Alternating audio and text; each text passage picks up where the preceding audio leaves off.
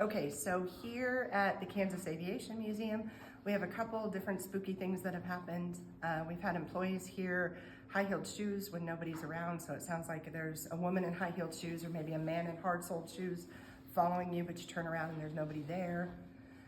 We've had banging from inside the elevator when nobody was inside the elevator.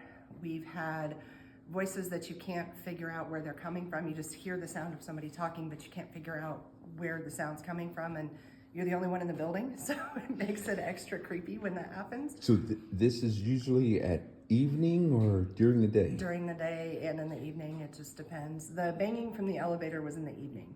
Okay. Everything else happens anytime. It right. Just, yeah, it doesn't seem to be isolated to one particular time of day or another. Okay.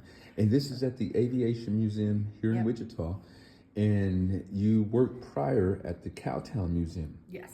And there was a haunting that was occurring there. Yes, in the Murdoch house. The Murdoch house is one of the nicest houses is there, actually. It's one of my favorite places. I'm actually writing a book on it right now. But there's a little girl that died in the house of spinal meningitis, their middle daughter.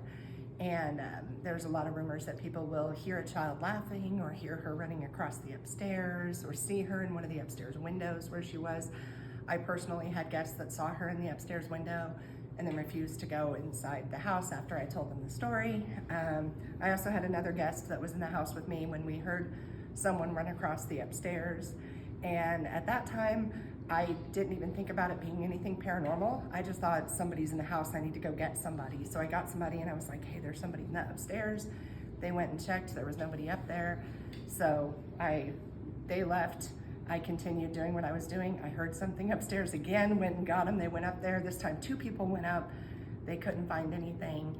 And then they left. And about that time I heard footsteps coming down the stairs, and then I heard the door kind of rattle because the door was locked. Heard the door kind of rattle, and then I heard steps come across the dining room kind of where I was sitting. And I went out and spent the rest of the day out on the front porch. Wow. So what would you attribute for these paranormal events that occur? I think with the Murdoch haunting, I think it is their little girl love and tangle. I think that makes the most sense. She probably just stayed with the house when the house got moved and everything. For the Kansas Aviation Museum, I'm not sure. I don't know why they're here. There's been a lot of different stories about what it could be. I don't know if it's former workers that decided they really liked it here and they're hanging around, or if it's just because this place has been around for 90 years now. So is that right? Yeah. And so when was the first recorded haunting that occurred here, if we could say it was a haunting here at Aviation? I don't know. I've only been here for about a year, just a little bit over a year, so I'm not sure how far back it goes. I know it goes back at least 10, 15 years, but I'm not sure. That is very interesting. Yeah.